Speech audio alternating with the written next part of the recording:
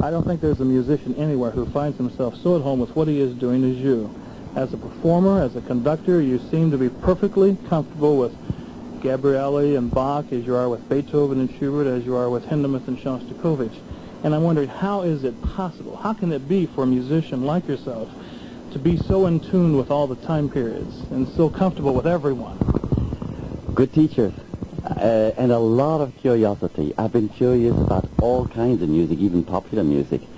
So I make it my business to know something about all this music. Besides, I think that there's something wrong with specialists. I mean, if you specialize in Bach, if you become one of those high priests of the Bach cult or high priestess of the Bach cult, chances are that you won't even catch certain aspects of Bach that way, because only within the total picture can you understand such a phenomenon completely. And of course the fact that I compose forces me to have that curiosity. I think it's amazing that you have one of the most unique approaches, fresh approaches to conducting these days. You like the new music. I wouldn't say you're committed necessarily to new music, but you like the new music, and you take the old war horses, and as you say, you don't polish them as an old shoe, but you like to present them and conduct them as if the ink were not yet dry, and that is such a unique approach to conducting these days. Yes, it seems to me that interpretation is misunderstood a lot. People think that there is such and such a person's interpretation and somebody else's interpretation. In other words, that a piece is open for all kinds of things that you do with it. Actually, what you should do is put a searchlight on the notation and try to find out what makes the music beautiful, and therefore what made the composer put down those notes and not other notes, those dynamics and not other dynamics. Once you understand why every note is where it is, then you know what to bring out. Once you love all the things that the composer must have loved in that music, then you know what you have to bring out. So it's not, interpretation is a good word, but it's not a free-for-all. It's really a searchlight, an intelligent and loving searchlight. Mr. Foss, because of your scope and experience with all kinds of music, as you've already stated here, we're excited to hear what you think is the ultimate value to music, and what is the common denominator in all good music, if that's possible? That's a hard question. I know you're going to ask me philosophical questions. What makes music good? You know, I don't know that anybody knows the answer to that, but a symptomatic answer I can give, if it can stand the test of repetition. If the second time you hear it, you already feel, well, we know that, I've heard that before. If there is no new information at the second and third and fourth hearing, then at least it's superficial music. The incredible thing about the classics and why we're right to teach them in schools and universities is that there's so much information there. And that is, I think, that's what I try to do in my own music. When I feel that the piece just hasn't got much of that, well, then I discard it. You came to America in 1937 at the age of 15. What were the circumstances leading to your coming to this country? And I also want to add that we're very glad that you came and became an American citizen and an American composer, because being an American composer is, puts you at the very top of your craft. Well, I was born in Berlin, and at the age of just barely 11, my parents moved the family to Paris. And then my father decided that Paris was still too close to trouble, how right he was. And at the age of 15, looking like sort of 12, I arrived in knee pants in America. And, of course, those were still my formative years. And so now, when I travel to Paris or Germany or wherever, I travel as an American, and even in those places they know me as an American. So that it's been a kind of wonderful transformation. I remember when I discovered America, I mean, it was a thrill, some of it was just by living here, but also through the poetry. I remember through the poetry of Carl Sandburg. I set his Prairie to music, and it was as if he had taken me by the hand and introduced me to the beauties of this country. And my music of that period is so American. People thought that I was doing it on purpose. I probably did it less on purpose than Native Americans, because I wasn't moved by any dutiful feeling, but just plain by love for my new country. When you came here early in those days, you studied under the two of the most unique, different, and greatest conductors of the century in this country, Fritz Reiner and Serge Koussevitzky. Those are two opposites in personality and style, and you had quite a broad range of teachers in conducting. How did these two men help develop your craft as a conductor? Well, Fritz Reiner was the superb craftsman, and he was my first teacher. I was 15, and I arrived in his studio where he was auditioning. He shoveled a score under my eyes. He says, "What's that?" He didn't even say hello. He just said, "What's that?" I said, "Slow movement, Beethoven 4. "Okay, I'll take you. Goodbye." And I turned around. As I turned around, he sort of yelled, "One more thing." As if he had said one thing. He hadn't said anything. "One more thing. Don't you think you're young? You're almost too old." I was almost 15, as I said, looking like 12, and in knee pants.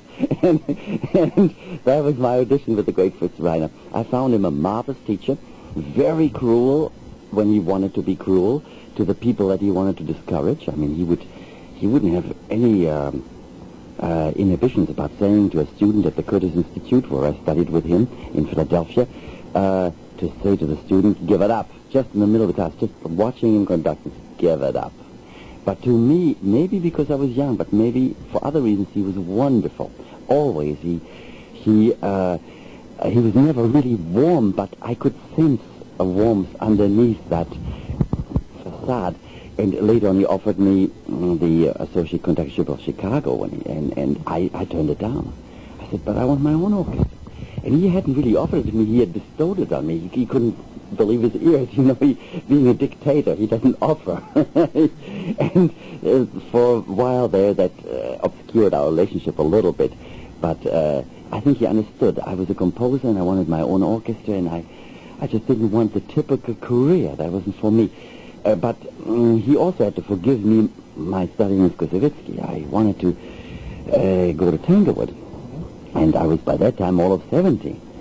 And Koussevitzky was indeed, you couldn't have put it more right, the opposite. He was something of a dilettante, but with a missionary zeal and a warmth that was just astonishing. And he accepted me in his class after first saying, "Well, I see you enrolled in Hindemith's class. You can't do both. You can't do composing." And I said, "All right, but I studied all the auditioning material. Would you at least let me stand in front of the orchestra and go through those pieces like everybody else who is auditioning?"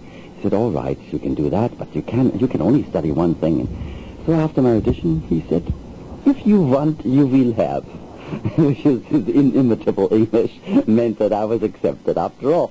So I became his student, and then he gave me my first job as pianist of the Boston Symphony so that I would have some money to compose. He conducted my music, and he really put me on the map. He's a great man. A great man, yes. Another great man in your experience has been Stravinsky, and it'd be incredibly hard to tell us in a few moments your experience and encounter with this man, but could you give us a little motif of what he was all about? A little motif. Well, he was like a volcano under glass. You know, if I can put it like that, he was a flame. He was really the greatest musician of our era. Possible exception, Charles Ives, who was not as great a professional, but a great prophet. And he's the only one I didn't know. You know, I had the good fortune of knowing everybody. I studied with him, as I knew Bartok personally. I knew, just you name them, I knew him. But the one I really loved, Charles Ives, I never got to meet. Because he was such a recluse, and he was already old, too. But there was such a great American. But Stravinsky remains still in... I mean, he's a classic now. There's no doubt about that. He's a classic. And when Stravinsky's at his best, I mean, it is such unbelievably disciplined, passionate music. Your lives are parallel quite a bit with Stravinsky. You had that European flavor, him being Eastern European, and you both had the Paris connection, and then you both had the American connection. many people think of him as just a Russian composer. Well, he's a Russian-American composer, and the parallels between his life and your life are alarmingly the same. I never quite realized that because I'm another generation, and so I never thought of myself in those terms, but I can see what you mean. Maybe that's the reason why we got along so well. I also did a 2-week festival of his music with the New York Philharmonic. They made me a director, and I suggested the Stravinsky Festival, and Stravinsky presented me with a pair of Tiffany cufflinks saying, "That's for you because you gave me the only real festival I've ever had." But that's not true in retrospect, because since that festival, he's had still quite a few before he died. But it was true that for some reason, this festival was nice because it was his own music, and it was the music that influenced him and the music he helped influence. So it covered an enormous scope, 2 weeks with the New York Philharmonic. But we were friends before, too, and friends after, and in Hollywood we saw each other a lot. Because I was professor of composition, I succeeded Schoenberg there, and he lived there. He lived in Beverly Hills. And it was, UCLA. Yes, I was at UCLA. Mr. Foss, in the book of Isaiah, it says, "Blessed is the man that sows by many waters," and we sense that you've been to many places and had many experiences. Out of that comes a strong sense of creativity and the sense of knowing what the value of the moment is and going with it. Would you give us a little bit of your personal perception about spirituality and that sort of thing? It's part of your makeup. Yes, again, if I were a professor of philosophy like my father was, I would be able to do justice to this question. I'm not even my own connoisseur. I know that music is about meaning. It is not fishing for sounds. It is not even just entertainment, although it is entertainment in the highest sense of the word too. But there is a truth that we know is in the great works of art. And we're grappling with that, and we're searching for it, and it is a wonderful life. And I deal with this great music of the past when I conduct, and I deal with these problems when I compose. Then it's more like entering no man's territory, no man's land, and trying to cultivate it. And then it's more like a new adventure, and you don't know what you come up with. Whereas when I conduct, it's like coming home to the music that made me become a musician and making love to that. It has a lot to do with love. And whenever when I conduct tonight, it's making love, really. And when the musicians feel that, and the Milwaukee Symphony is very perceptive, so incidentally is my other orchestra, the Brooklyn Philharmonic, which I've now had for 14 years. And those are two wonderful orchestras. Brooklyn is most unusual because it's an orchestra of non-orchestra musicians in the sense of they're too professional. They don't want to play in an orchestra, but they will play a few concerts. They're all in chamber groups. They're string quartets and so forth. In New York, you can do that. You can find 85 musicians who are chamber musicians but want to augment their paycheck with some limited orchestra playing, and that's what we do in Brooklyn. Just 6 subscription concerts, each one repeated 3 times. And so I have this orchestra of chamber musicians, so we all, when we meet, it's like a common adventure, whereas an orchestra like Milwaukee is wonderful because of the daily routine. They play every day all year, and they're wonderful precisely for that reason. So I do a lot of commuting between New York, my first home, and Milwaukee, my home, away from home, just making love to great music. Brooklyn will only play for a champion, as they say. Philharmonic there, I think, typifies their affection for you. Sometimes I'm pleased when people there tell me, we don't really like to play in orchestra, but we want to play for you. And there's, for instance, the first flute, Paul Dunkel. He now has a growing conducting career. And I said, well, why are you staying in the Brooklyn Philharmonic? You're too busy. He said, well, I can still learn so much from you. That's why I'll play with you. That's, of course, music to my ears. I'm not a youngster, and if now the talented young conductors can learn something from me, I'm happy. One of the comments that we kept hearing from our listeners back home is one of the radio broadcasts earlier this season when you did Learstruck from Paul Hindemith. And one of the comments you made during intermission as you're rehearsing the audience, which is phenomenal, by the way, was that you mentioned that you had 2 teachers as a youngster, J.S. Bach at 7, and Paul Hindemith at 15. And I was wondering, what kind of influence did the great Paul Hindemith have on your life? Oh, he was another dictator, like only the Germans can be. I remember he kicked me out twice, but he always took me back. But once he kicked me out, he wrote me a letter, and he said in that letter, teacher's like a doctor. If you don't want to do what the doctor says, go to another doctor. He felt that I wanted to know everything, but that I wasn't willing to follow. And he was right. I was at the height of my teenage rebellion, and I just discovered Stravinsky, and I really was a very bad student in the sense of not following. But at the same time, he did take me back, but he did want obedience. He wanted a student who follows, and he had a lot to offer. And he said, what's wrong with doing what I say while you study with me? You might as well live in my world. And I think he was right. I think too many students are afraid for their little style. If you really have something to say, it won't get crushed by a powerful personality. Can't imagine Beethoven saying, Mr. Haydn, you're crushing me with your personality. So it's as simple as that. He had a lot to offer, and maybe I was too rebellious to fully take advantage of it. On the other hand, I knew his music cold even before I studied with him. And some of my early publications attest to that fact. Some of my early music sounds like Paul Hindemith. Maestro, most conductors do not compose, and most composers, by and large, don't conduct.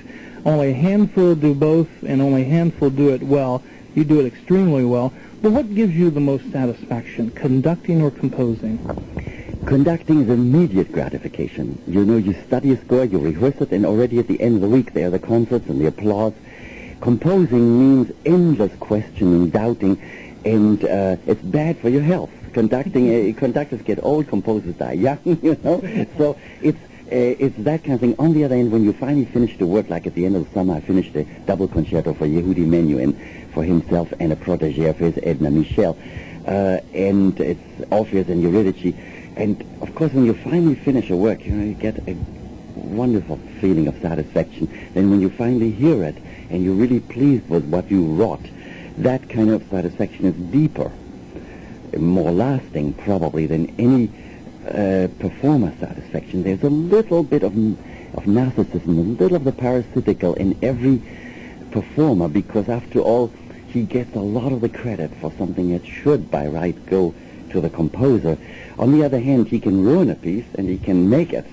So it's not that the success is unjustified. At the same time, you do get stronger as the musicians get weaker as a conductor, you know. I mean, you conduct and you take it like a vampire. You get all that strength and inspiration. You draw it out of the musicians, you put it back into the music, and you feel very powerful.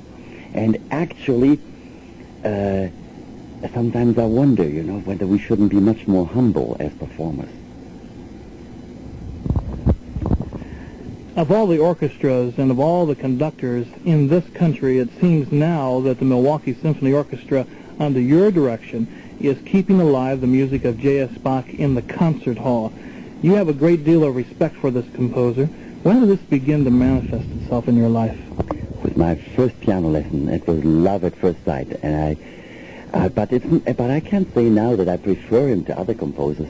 It would be hard for me. I mean, I have very Catholic tastes, and Mozart and Beethoven are just as close to me now, and I get just as upset when I hear bad performance of Beethoven's Ninth. I could kill the conductor, you know. I mean, sometimes I don't understand why people don't understand. It seems to me so clear, you know, that it's done wrong. And I think that's one reason why I keep on conducting. I'm happiest when I can do something, set the record straight, and do something the way I believe it should be done. And an orchestra like Milwaukee gives me the chance to do that. This seems to be the case last night with your reading of the Shostakovich Fifth, a most misunderstood performance. And what we gather now is that your reading last night was exactly as the composer intended it. I hope so. I know the composer. I was at his apartment in Moscow, played some Haydn forehand with him on the piano, and later on drove him around New York. He didn't like my driving. He was right. My driving is terrible. but I should understand his music, but not just through personal knowledge, but through that searchlight, you know, that I was talking about earlier. It is done often wrong, but Koussevitzky did it quite beautifully, and it meant so much to him. he would say that is universal music. And I used to be the pianist of Boston Symphony and played that symphony 100 times, you know. Shostakovich was such a writer of freedom in a repressed land, having to write for the sake of his life. Your interpretation of his music and your wanting to perform his music, I think, is a testimony to the life he led. You're right. That symphony, the number 5, is amazing because it's full of contradictions. It's the most successful symphony.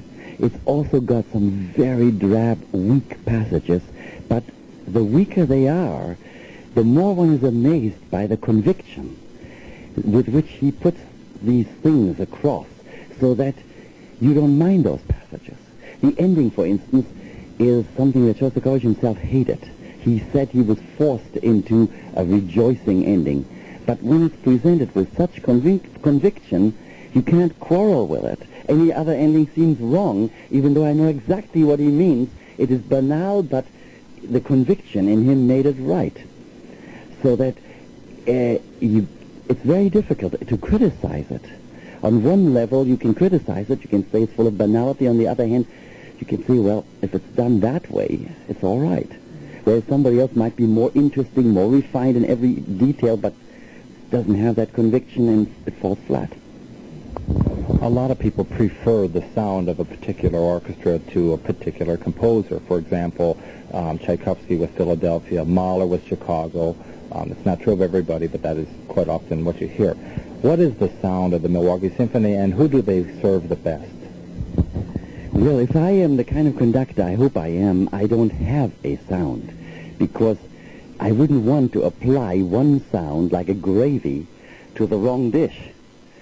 It would kill Bach if I applied the Ravel sheen to that composer. So I hope that there isn't one sound, but a different sound for every composer and for every piece, and perhaps even for every movement or every bar. I think there's a lot of misunderstanding going on about that.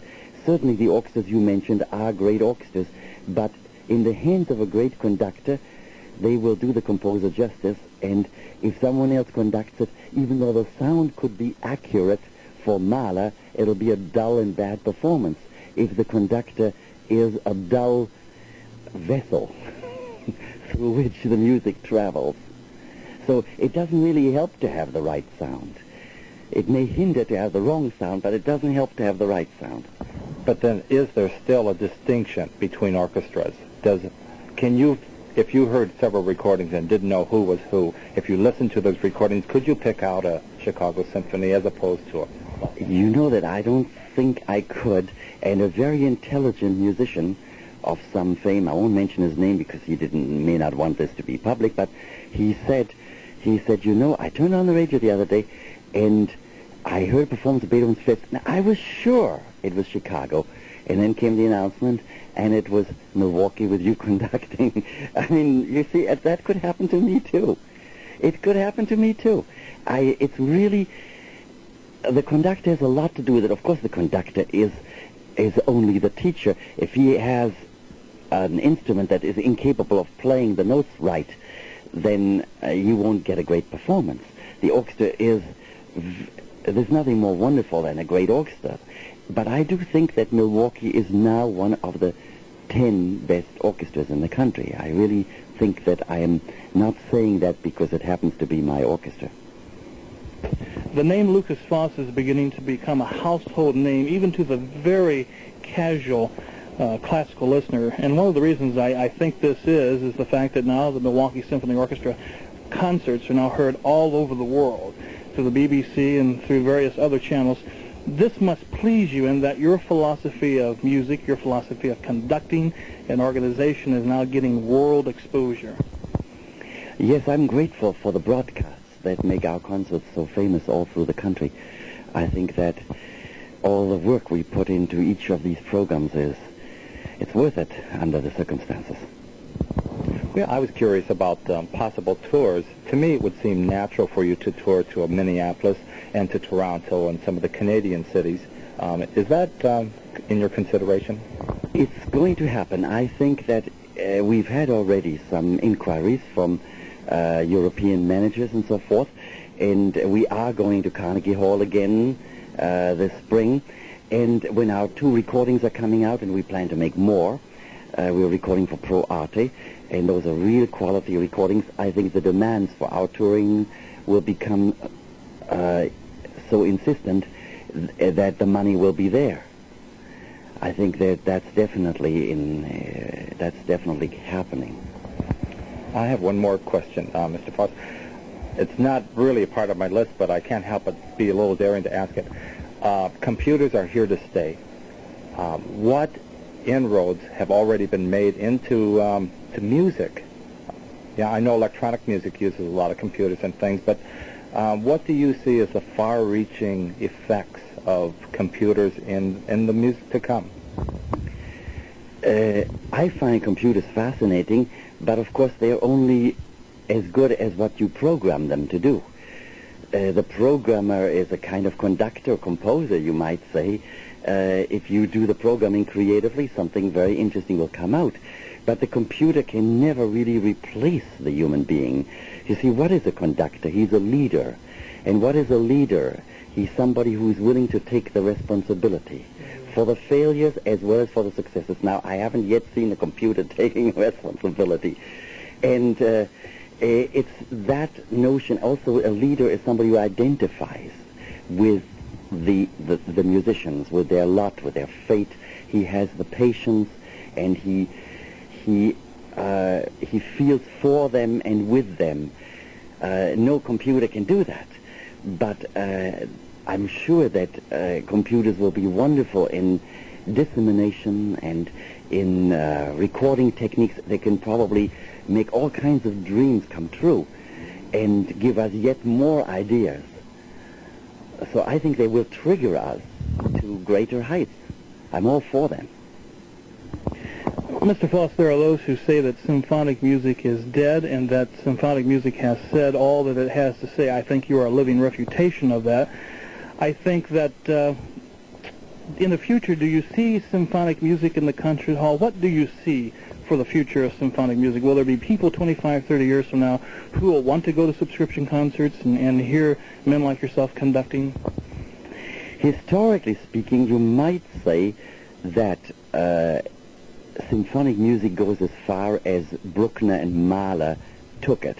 That since then, the dream of music for the many, by the many, of the many, has not been kept alive. Possibly it has by Charles Ives. But otherwise, it's hard to say, because even Shostakovich seems not to enlarge upon the dream, but to simply relive the dream of Beethoven and Mahler. So that it's hard to say. On the other hand, just as the composers don't seem to have that dream anymore, there are better and more symphony orchestras than ever before. So what's wrong with the great museums? It seems that the human being has a need for great museums, in other words, for making love to the past. We are curious animals. We want to explore the future, but we also want to make love to the past, which is like coming home. And therefore, I think symphony orchestras are here to stay. In just a few short years, they're going to be writing the history books of the history of American classical composers and conductors, and at the very forefront of this list will be the name Lukas Foss. We thank you for what you've given to us, and we're glad that you're here. We're glad you're an American composer, and we look forward to what you have for